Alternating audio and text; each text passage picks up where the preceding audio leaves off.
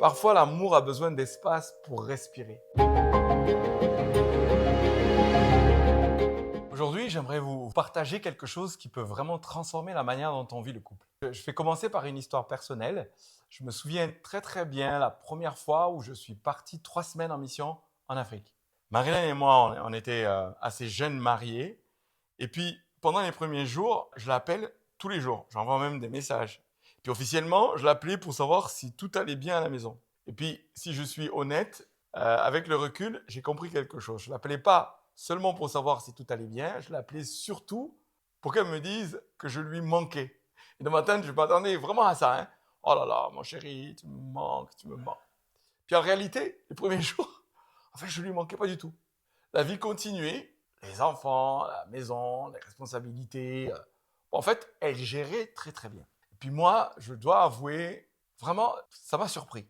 Puis quelques jours plus tard, quelque chose s'est mis à changer.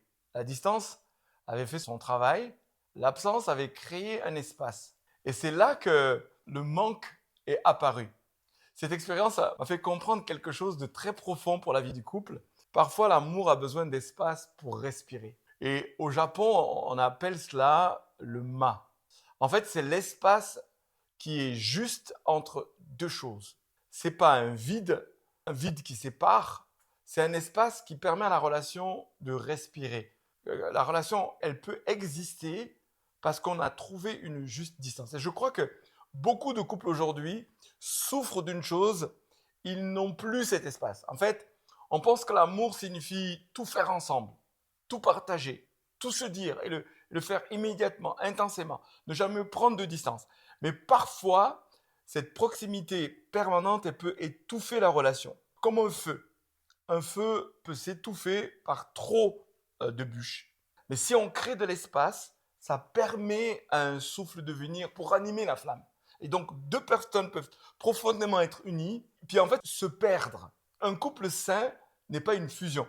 En fait, c'est une alliance. Et dans un couple, cet espace peut prendre des formes très simples. Respecter les moments de solitude, accepter que chacun ait ses propres activités, ne pas vouloir régler chaque conflit immédiatement, parfois laisser le temps aux émotions de se calmer. Et quand il n'y a plus d'espace, la relation elle risque d'avoir de la pression. Je veux donner un témoignage ici que j'ai découvert sur le tard. On a fait le profil Nova, qui est un outil psychométrique, qui permet de vraiment connaître nos motivations profondes et la manière dont on est fait, qu'on est construit. On a fait ça avec Marilyn. Et puis j'ai découvert, elle a aussi, mais moi particulièrement, que Marilyn avait besoin de temps pour se ressourcer, mais seule. Dans cet outil, c'est la couleur verte. Elle avait du vert, j'imaginais pas qu'elle avait autant de vert. Et elle avait du vert. Et ce vert renvoie à l'idée qu'elle a besoin d'harmonie, et cette harmonie passe aussi par des temps de solitude.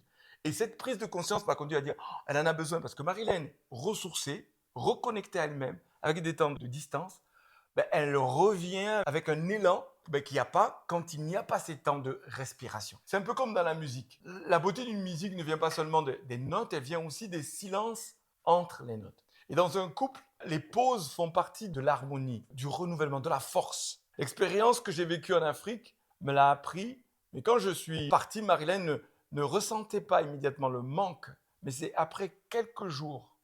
L'espace avait fait son travail. La distance avait révélé la valeur de la présence. Et c'est souvent dans tous les couples, il y a besoin de trouver cette dynamique de respiration, de pause d'un côté, si on prend l'analogie de la musique, de respiration ou d'espace, si on prend l'analogie d'un foyer. Donc c'est très important que quand il y a un espace, les retrouvailles deviennent précieuses. C'est comme le principe du jeûne. Je manque de quelque chose pour bien apprécier.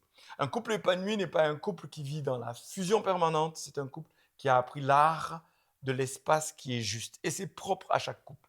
Un espace où chacun peut respirer, grandir en restant lui-même. Parce que l'amour véritable ne consiste pas à se perdre dans l'autre, il consiste à construire un lieu où deux personnes peuvent être pleinement elles-mêmes.